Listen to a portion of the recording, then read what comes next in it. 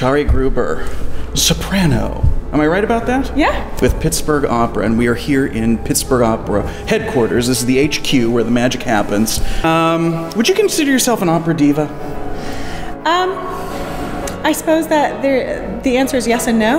What does that mean? What is a diva? Well, a diva many times is someone who, in the true sense of the word, is someone who is excellent at their craft. Ah. And unfortunately, it has a connotation that's quite negative these days because of people who have behaved badly. I mean, clearly, we love the classics. We see them a lot. It's not unusual for a company to repeat a show even in a span of maybe 5 or 6 years. Mm-hmm. So with that model, do you find yourself playing the same roles frequently? I do, particularly at this point in my career where I've gotten to be known for a certain type of character and certain roles I've specialized in, and Musetta has turned into one of those over the last 7 years, which is really nice. You do it well, so we need a Musetta, call her up. Exactly. But how do you if it is a role that you have played repeatedly, how do you keep it fresh? Doing a different production or a new production of it. Well, all the elements around you tend to change. The cast members are different, the conductor is different, the director is different, and so the feeling in the room and the relationship between people, between your characters becomes different. So that's one of the great joys, actually, of getting to repeat a piece, as you discover new things. That is cool. Because of the different pieces of the puzzle. They come together to make the same puzzle in terms of the music and what the story tells, but how it is told can have vastly different shades. I'm glad to hear that. So that, if somebody had seen, let's say, La Boheme, somewhere 3 years ago, they're not going to see the same production twice. No. And that's great for the artist, too. The director doesn't just show up and say, all right, you all know the drill. It's La Boheme. Up to it. All right, so let's talk about La Boheme, Puccini's La Boheme, in which you will be playing Musetta for Pittsburgh Opera. What number performance of Musetta is this for you? Oh, my word. I actually haven't counted this one, but it must be somewhere around 15 by the end. Wow. 50, somewhere in the mid-teens. So It's one of my newer roles. It's not like Susanna, where I've done 70-some performances at this point. Wow, 70? Yeah, it's a lot of miles. 70? Right? It's a lot, 70. Over 70, yes. But this production is a little unique because there are quite a few Pittsburghers in this, which is great. And I think that, the opera community being so small, I think, the audience might not realize that, a lot of times the talent's coming from out of town, because everybody's always traveling. But we have you, of course, as Musetta, and you are a Pittsburgher these days. I am. I like to hear that. Indeed. And also in the show is Dimitria Lazic. Yes, thank you. Oh, Kevin Glavin is also a Pittsburgh native. He's also in the cast. We have 3 Pittsburghers. Great.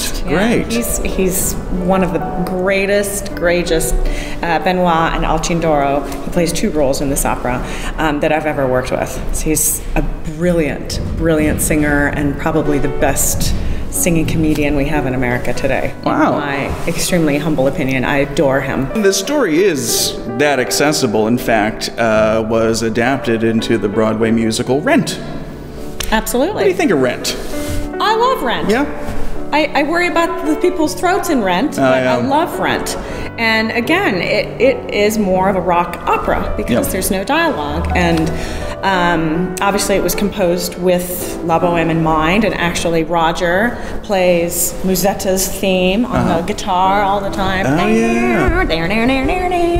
So I think it's a fantastic piece. I love the fact that it grabs, 15, 20 years ago when it was composed, it grabbed people by the horns who hadn't seen opera and then wanted to go see opera. Well, that's important to mention, too, because I think that opera gets this stigma like it's, too stuffy, too highbrow, I can't relate to it. But really, it's quite the opposite. Absolutely. And people are always surprised when they meet my colleagues and me, because we're kind of normal, and we were, kind of, I'm not putting it all out there in terms of being completely normal, but kind of normal. We just want to go home and spend time with our families and garden and have a beer. But no, I really encourage people to go out to the theater of any kind. But obviously particularly advocating for opera because it's a wonderful art form, and until you experience it live, you can't make your own judgment about it. So if you haven't seen one, go see one. And on Pittsburgh Opera in particular, you know, how lucky we are in a city this size to have our own opera company. They are disappearing, which is, you know, unfortunate. And there are cities larger than Pittsburgh that don't have an opera company. So we are actually very fortunate that to have this so accessible to us here. And it's one of the better regional opera companies in the country. But cheers, break a leg. What do they say for good luck in the opera? They say several things. They'll say toi toi toi, which is a German expression. I'm not quite sure what the genesis of that is, except it might be like Teufel, which means devil. So many times in theater, you'll say the opposite of what you want for a person. You can say break a leg, and you can also say merde, which I won't translate. I think I'm familiar with that, the actual meaning. Or we'll say step in, merde. Indeed. In English. Well, step in it. All right. Thank you, Brian. Cheers to you. Thank you. Is alcohol good for the voice? Not right while you're singing.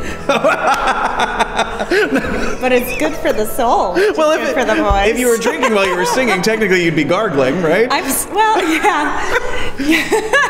There was a time I did gargle on stage, actually, because a colleague couldn't sing the high note, and she was supposed to be going off to drown. I won't go into all of this. And she was like, "Can you sing my high A for me?" So I'm sitting here off stage going... I'm not kidding. She did that with straight vodka, folks. Carol Vaness. It was Carol Vaness. She asked me to do that. So I sang Carol Vaness's last high A gurgling as she was drowning on stage. Wow, that's a story.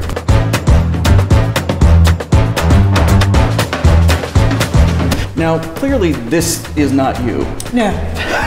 What character is that? Because I thought everybody in the show is supposed to be like impoverished and dying of consumption. This is a well-fit, happy, jolly lady. Well, she knows how to work the old rich men. Let's. Oh, okay.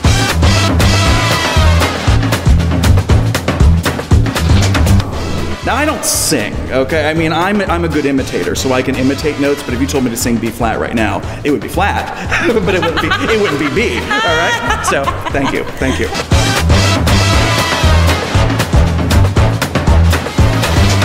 What supernumerary do you know has their own dresser, okay? They had to quick change me. Oh, yeah. And every night I was racing in that, you know, the slave costume, my ostrich feathers flying, holding it on. I felt like a drag queen. Come on, you must remember those dressing rooms, too. Well, left a little bit to be desired. Well, yeah, but I didn't even get to go, I mean, right off stage. You never saw them? No, no!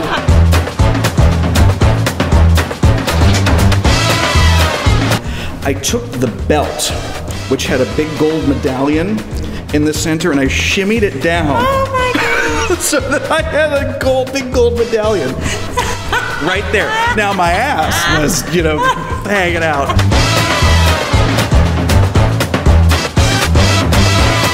So yeah, I was naked on stage with you, tying you up. Let's let the press get a hold of that. Oh, okay. I think we need to drink to that. Cheers, yeah. To that. Woo.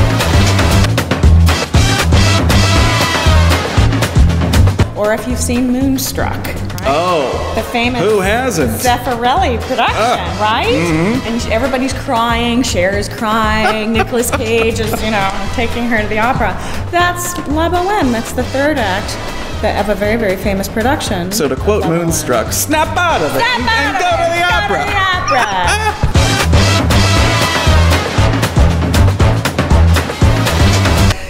Anyway, so my bloomers just kind of start creeping down, and you have so many skirts, you kind of can't manage the bottom. Tell me about layer. it. I know.